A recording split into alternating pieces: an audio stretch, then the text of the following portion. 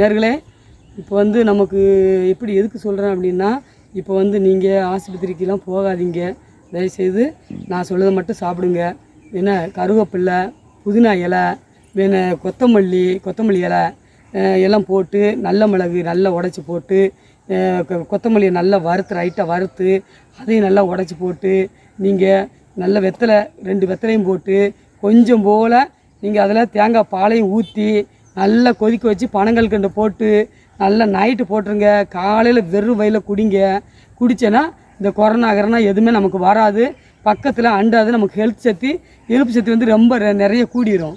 அதே மாதிரி வந்து நம்ம தொப்பை பெருசாக இருக்குது, நம்ம தொப்பையை குறைக்கணும் அப்படின்னு நினைக்கணும்னா, நம்ம தொப்பைக்கு என்ன வழின்னா, ஒரு டம்ளர் தண்ணி எடுத்து சட்டியில் கொதிக்க வச்சு, அந்த கொதிச்சுட்டு வர்ற தண்ணியில் ஒரு வெள்ளைப்பூடை நல்லா நச்சு போடுங்க. 2 நல்ல மிளகை நச்சு போடுங்க. போட்டு 1 கிராமையும் நச்சு போட்டு, அதே மாதிரி அந்த நச்சு போட்டதில் வெந்துக்கிட்டே இருக்கும் ரேச பச்சை கற்பூரத்தை ரைட்டாக போட்டு நீங்கள் வெந்து முடித்தோன்னே 1/4 கிளாஸ் வரும். அதை வெறும் வயிற்றில் நீங்கள் குடிங்க. காலையில் எலுமிச்சை சாரை ஒரு 5 சொட்டு அதில் விட்டு குடிங்க. உங்கள் தொப்பையில் இருக்க ஃபுல்லாக குறைஞ்சும் போகும். கொழுப்பு இருந்தாலும் இலகி வெளியில் வந்துடும். ஒன்றும் செய்யாது, பக்க விளவும் எதுவும் கிடையாது. நீங்கள் இப்படி சாப்பிடுங்க. நாட்டு வைத்தியத்தை பிறகு எதுவுமே கிடையாது, பார்த்துக்கோங்க.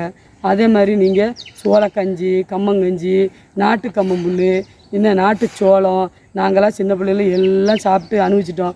அதே மாதிரி வெண்ணெய், இப்படிலாம் நீங்கள் வந்து கொழுப்பு இல்லாத ஐட்டங்கள்லாம் சாப்பிடுங்க. சாப்பிட்டீங்கன்னா நீங்கள் உங்களுக்கு நல்லா வரும். இந்த ரோட்டிலலாம் விற்கிறது வந்து கஞ்சினால ஒட்டுக்கம்பு தான் போட்டு கஞ்சி காய்ச்சி கொடுப்பாங்க. அது ஒட்டுக்கம்பு கஞ்சி வச்சு நமக்கு வயிற்றால போயிடும். சூடு ஆயிடுச்சுன்னா வயிற்றால போயிடும். அது மாதிரி நீங்கள் வந்து விலைக்கு வாங்கி 1 கிலோ 40 ரூபா, 30 ரூபா, 60 ரூபா வரைக்கும் இருக்கும். ஆனால் வாங்கி 1 கிலோ வாங்கினா ஒரு குடும்பத்துக்கு எல்லாம் நல்லா சரியாக போகும். அதே மாதிரி நல்லா இருக்கும், அதுக்கு டேஸ்ட்டு செம்மையாக இருக்கும், சாப்பிடுங்க. அதே மாதிரி நீங்கள் இந்த சோளக்கஞ்சி, சோள தோசை, கம்பந்தோசை இப்படிலாம் நீங்கள் சாப்பிட்டு வாங்க. இந்த உப்பு மாவெல்லாம் சாப்பிடாதீங்க. அதே மாதிரி கோதம்பையை நல்லா ரொட்டி போட்டு சாப்பிடுங்க. ரொட்டி போட்டு சாப்பிட்னா அந்த ரொட்டியில் வந்து இனிப்பு சக்தி அதிகமாக இருக்குது. நீங்கள் வந்து ஒரு 4 சாப்பிட்ற இடத்துல 6 சாப்பிட்டாச்சுன்னா சுகர் ஏறத்தான் செய்யும். சுகருக்கெல்லாம் நீங்கள் நல்லா குறைக்கணும் அப்படின்னா, வெள்ளைப்பூடு எவ்வளோ நைட்டு சாப்பிட்டு முடித்தவொடனே வெள்ளைப்பூடு ஒரு பல்லு எடுத்து நெருன்னு மென்று கொஞ்சம் போல் சீனி எடுத்து பின்னாலே மென்றுங்க. மென்று முழுங்கிட்டு கொஞ்சம் போல் தண்ணி குடிங்க. சுகரே நமக்கு வந்து எவ்வளோ குறைக்கணுமோ, ப்ரெஷர் எவ்வளோ குறைக்குமோ, ப்ரெஷர் வந்தவொடனே தலையில் வந்து நரம்பு விடைச்சிரும். எங்கெங்கே நரம்பு இருக்கோ எல்லாம் விடைச்சிரும். தலைவலியெல்லாம் வரும். தலைவலியோட வாந்தியும் சேர்ந்து வரும். அப்போ நம்ம ஏதோ வருது என்னன்னே தெரியலன்னா, உடனே நீங்கள் என்ன செய்யுங்க, காப்பி தேயிலையை நல்லா கொதிக்க வச்சு ஒரு நெல்லிக்காவை அதில் நல்லா அடித்து நொறுக்கி போட்டு, இஞ்சியில் சுக்கு கொஞ்சம் போட்டு, நல்ல மிளகு கொஞ்சம் போட்டு குடிச்சிருங்க. அந்த உங்களுக்கு சுகர் ப்ரெஷர் வந்து அப்படியே மட்டப்படும். அந்த இனிப்பு மட்டும் நீங்கள் எடுக்காதுங்க. இனிப்பு ஏன் எடுக்காதுன்னா, இந்த வேறு, உங்களுக்கு அரச வேறு, புளிய வேறு சொன்ன பார்த்தீங்களா, அந்த வேரெல்லாம் போட்டு அவிச்சு அதில் வச்சுக்கிட்டு எப்பவும் தட்டி கொஞ்சம் வச்சுக்கோங்க.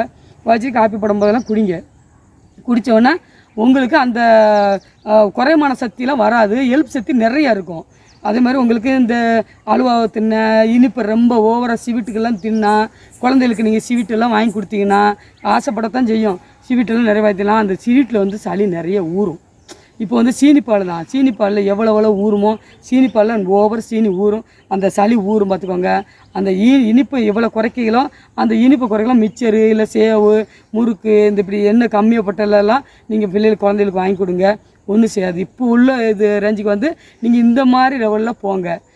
பெருசு நம்ம பிள்ளையை கேட்காங்கன்னா திருநெல்வேலி அலுவா தானே, இந்த இதானே வாங்கி கொடுவாங்க. எல்லாம் வாங்கி கொடுத்தா இனிப்பு போய் சளியை ஊற வச்சிடும். அந்த அடிக்கும் சளி ஊறணுன்னா அந்த பிள்ளை 2 அடி அடிங்க, 3வது அடி ஏங்கி உட்காரும். சளியில மேலே தான் ஏங்கும். அந்த அழுகும்போது உட்காந்து அப்படியே ஒரு மாதிரி மூச்சு திணறும், பார்த்துக்கோங்க. அப்படிலாம் செய்ய விடாதுங்க. இனிப்பை ரொம்ப கம்மிப்படுத்துங்க பிள்ளைகளுக்கு. இனிப்பை கம்மிப்படுத்தி இந்த சாக்லேட்டு எல்லாம் கொடுக்காதீங்க. நல்ல பொருளாக மிச்சர் நம்ம அந்த காலத்தில் எப்படி கொடுத்தோம், பொரி உருண்டை இந்த இப்படிலாம் கொடுத்தோம். அது மாதிரி நீங்கள் நமக்கு அந்த காலத்து மாதிரியே பிள்ளைகளுக்கு கொடுத்துட்டு வாங்க. பிள்ளைகளுக்கு நோய் வரவே வராது. அகத்திக்கீரை, முருங்கைக்கீரை இப்படிலாம் ரொம்ப நல்லா சாப்பிடுங்க. அகத்திக்கீரை, முருங்கைக்கீரைலாம் நல்லா சாப்பிட்டோம். மிக்சியில் ஒரு அடி அடிங்க, கழுவிட்டு மிக்சியில் ஒரு அடி அடிச்சுட்டு சீரகம், உள்ளி, மிளகா, ஏன்னா உங்களுக்கு தாளிப்பு எல்லாம் போட்டு நல்லா தேங்காய் பூ வச்சு அரைச்சிக்கிட்டு, தேங்காய் பால் இருந்தாலும் சரி, தேங்காய் பூ இருந்தாலும் சரி, அரைச்சி விட்டுட்டு ரேசை நல்லா கிளறி விட்டு நல்லா கிண்டிடுங்க. கிண்டி இறக்கி பாருங்கள், எண்ணெய் கம்மியாக ஊற்றுங்க. சாப்பிட்டு பாருங்கள். கசக்கத்தான் செய்யும், ஆனால் கசக்குதே அப்படின்னு சொல்லக்கூடாது. மிக்சியில் அடிச்சிருவோமா பொழு பொழுன்னு இருக்கும். நீங்கள் சாப்பிட சாப்பிட நோய்க்கு கட்டுப்படும். நீங்கள் வந்து ருசிக்கு கட்டுப்படாது, நோய்க்கு கட்டுப்படும். நம்ம ருசியாக திங்கணும், ருசியாக சாப்பிடணும், இது நல்லாவே இல்லை வேண்டாம் அப்படின்னு சொல்லக்கூடாது. அது இந்த மாதிரி சாப்பிட்டா தான் நம்ம உடம்புக்கு ஹெல்த்தாக இருக்கும். இன்னும் அவித்திக்கிறதுங்க மாட்டேன், நான் இந்த கீரையை பார்த்தா அசிங்கமாக இருக்குது, அதை பார்த்து அசிங்கமாக புள்ள பிள்ளைகள் ஊர் அப்படித்தான், இந்த அதைத்தான் திம்பேன் இதைத்தான் திம்பேன் அவங்க ரேஞ்சில் போயிட்டுருக்கு. அப்படி விடாதுங்க, நம்ம ரேஞ்சுக்கு கொண்டு வாங்க பிள்ளைகளை, நம்ம ரேஞ்சுக்கு கொடுங்க. பிள்ளைகளும் ஹெல்த்தாக இருக்கும், நோயும் இருக்காது, மூக்கு சளியெல்லாம் வடியாது. ஏன்னா அந்த காலத்துலாம் பார்த்தீங்கன்னா நம்மளாம் எவ்வளோ கஷ்டப்பட்டுருக்கோம். அது மாதிரி நல்லா சாப்பிட்டு செஞ்சு அந்த பிள்ளைகளுக்கு கொடுக்க வேண்டியது ஜாமான் கொடுத்தா நோயெல்லாம் வராது. ஹெல்த்து புட்டு கொடுங்க. மற்ற இந்த நூடுல்ஸு, இந்த பச்சரிசி, இந்த அது இது சாப்பாடு ஓவராக கிண்ணத்தை வச்சு சாப்பிடுன்னு ஊட்டுற வேலையெல்லாம் இது வச்சுக்கிடாங்க. பருப்பு ரசம் ஊற்றி பிள்ளைகளுக்கு கொடுங்க. தயிர் ரொம்ப சேர்க்காதீங்க, தயிர் வந்து ஒரு அணுக்கள் தான், தயிரை ரொம்ப சேர்க்காதுங்க, நிமிட்டாக வச்சுக்கணும். தயிரை வந்து ஒரு பக்கவதை மாதிரி வச்சுக்கணும். ஏன்னா பக்க விளைவுலாம் உண்டாக்கிடக்கூடாது தயிரால். தயிர் வந்து சளி திடீர்னு பிடிக்கும்.